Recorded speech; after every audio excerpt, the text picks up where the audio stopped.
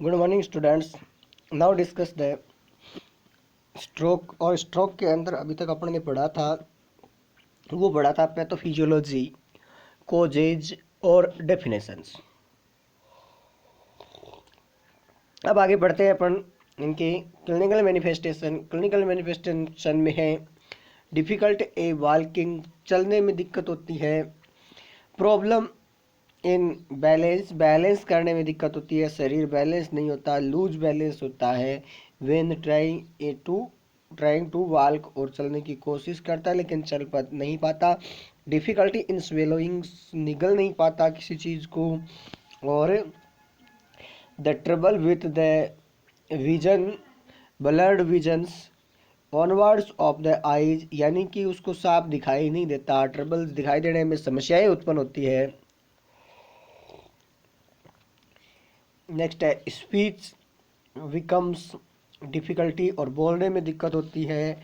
इसके अलावा नमनेस है, टाइटलिंग है, लूज ऑफ सेंसेशन है।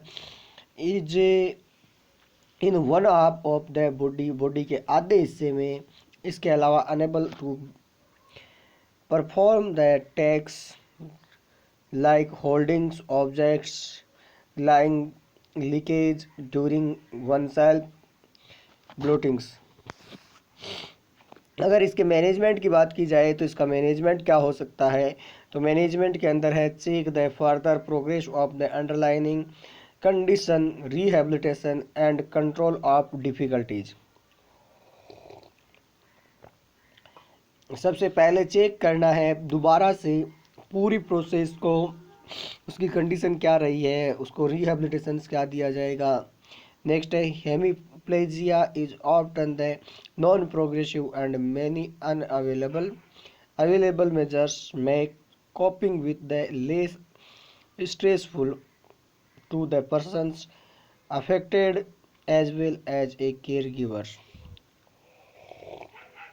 कहने का मतलब है कि यहाँ पर अगर पेशेंट के हेमीप्लेजिया हो सकता है तो उसको मैनेज करना है। और इसके अलावा अपन कहें कि न्यूरोमस्कुलर इलेक्ट्रिकल सेंसेशंस होते हैं वो कमज़ोर हो जाते हैं, तो हाई डेंसिटी इलेक्ट्रिकल स्टिमुलेशंस इन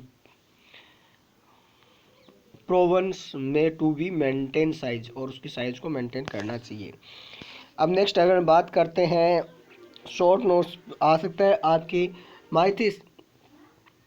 माइस्थेसिया ग्रेविस के ऊपर। माइस्थेसिया ग्रेविस क्या होता है तो वो चीज़ देखते हैं। तो माइस्थेसिया ग्रेविस के अंदर क्या क्या होता है, तो इसके अंदर है it is a chronic autonomic disease affected by the neuromuscular transmissions of a impulse in voluntary muscles of the body. The cardiac features of this disease is weakness and fatigue.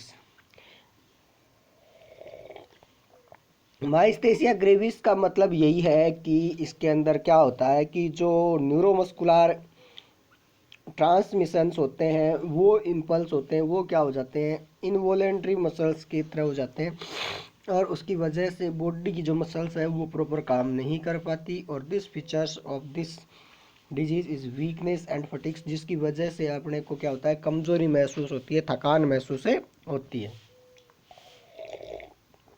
Myasthenia gravis का causes हो सकता है insufficient secretion of the acetyl choline, यानी acetyl choline का क्या हो सकता है कि सेक्रेशन कम होता है, या excessive secretion of a polysynthetase, या फिर unresponsiveness of the muscles fibres to acetylcholine. Acetylcholine का कम होता है। पैथोफिजियोलॉजी की बात करें तो due to aetiological factors affect in the transmission of the muscles formations to the muscles. और इसके अलावा depletion of the acetylcholine recursion to muscular sites, और fail the transmission of impulse नहीं होते, और इसकी वजह से मसल्स वीकनेस एंड फटिग्स महसूस होती है। अब इसके क्लिनिकल मैनिफेस्टेशन की बात करें तो क्लिनिकल मैनिफेस्टेशन क्या क्या हो सकते हैं। इसके अंदर है एक्सट्रीम मसल्स वीकनेस, फटीग हो सकती है, पिटोसिस हो सकता है, डिप्लोपिया हो सकता है यानी कि मास्क लाइक फेशियल एक्सप्रेशंस, या फिर डिस्थीरिया हो सकता है, डिस्फेजिया हो सकता है। अगर इसका मेडिकल मैनेजमेंट हो तो मेडिकल मैनेजमेंट क्या हो सकता है, administer of a anticholinergic medications, administer the immunosuppressive therapy. और इसके अलावा सर्जिकल मैनेजमेंट में है thymectomy, surgical removal of the thymus glands. और इसके अलावा कॉम्प्लिकेशन हो सकते हैं रेस्पिरेटरी फेलियर्स। अब अपन बात करते हैं इपिलेप्सिस। यहाँ पर शॉर्ट नोट्स आ सकता है इपिलेप्सिस का, ये 2 बार आया हुआ भी है। एक बार तो कहाँ पर आया था, 2012 में आया था, और उसके बाद 2017 में आया था। तो एक बार देख लेते हैं कि एपिलेप्सिस क्या होता है। एपिलेप्सिस का मतलब है seizure are defined as a sudden alteration in a normal brain activity. They are episodes of abnormal motor sensory, autonomic और psychic activity resulting from the excessive disease from the cerebral neurons।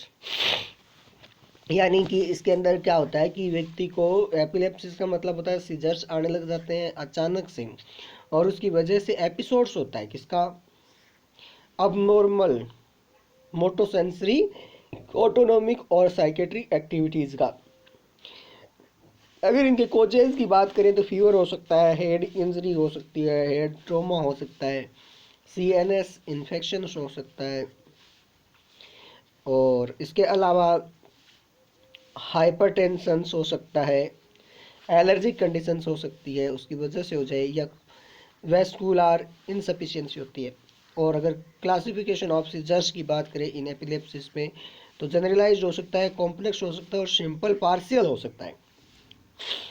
Critical features के अंदर loss of the unconsciousness है, breathing से, इसके अलावा cyanosis है, ऑटोमेस्टिज्म्स है, अमेसिया अमनेसिया immediately after the seizures हो सकता है, यूजुअल सेंस अनयूजुअल सेंसेशंस होता है। डायग्नोस्टिक इवैल्यूएशन की बात करें तो इसका डायग्नोस्टिक इवैल्यूएशन हो सकता है हिस्ट्री टेकिंग्स, फिजिकल एग्जामिनेशन है, न्यूरोलॉजिकल एग्जामिनेशन है, ECG है, EEG है, CT स्कैन्स है, MRI है, ये सारे करवाए जा सकते हैं।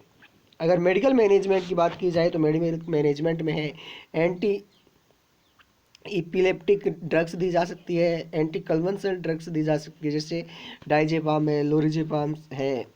इसके अलावा सर्जिकल मैनेजमेंट में लोबेक्टोमी और कोलोस्टोमी हो सकता है। Nursing care of the patient of during seizures के दौरान कौन कौन सी केयर्स करनी चाहिए।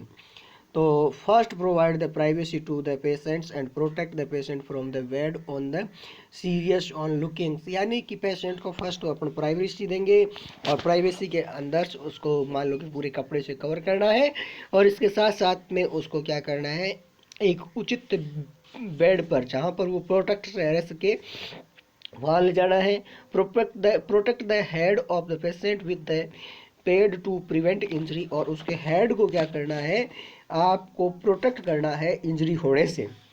Loose the constructive clothings, push asides and furnitures में injury of the tongue and mouth, यानी कि सीधी सी बात है कि उनको हर चीज़ से दूर रखना है जिससे इंजरी हो सके, और इसके अलावा माउथ के को भी ध्यान में रखना है कि उसके कई दांतों के बीच में अगर जीभ आ जाए तो जीभ कट सकती है, टंग कट सकती है, टंग बाइट हो सकता है, तो उससे प्रिवेंट करना है।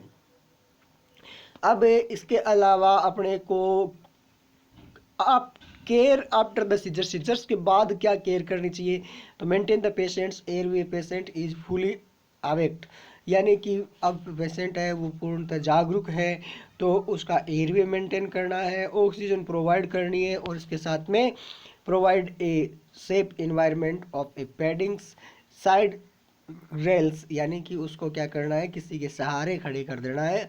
Place the bed in low position, और पहले जो बेड है उसका क्या होना चाहिए, थोड़ा नीचा होना चाहिए। ऐसा नहीं है कि बहुत ऊंचा हो, क्योंकि हो सकता है बाद में वापस सीजर्स आ जाए तो वो गिर सकता है वहाँ से।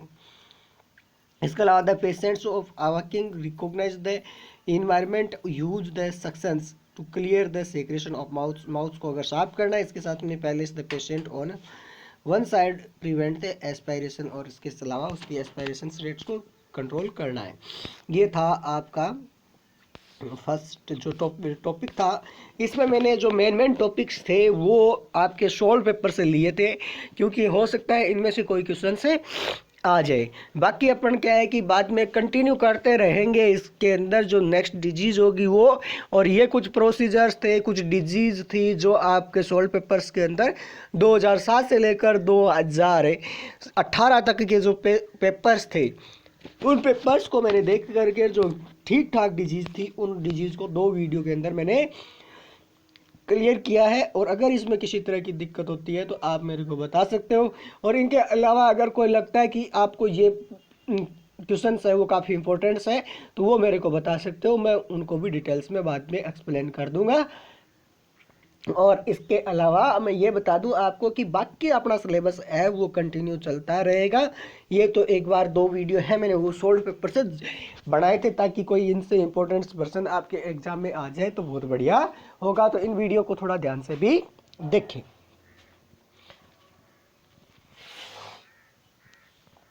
Thank you.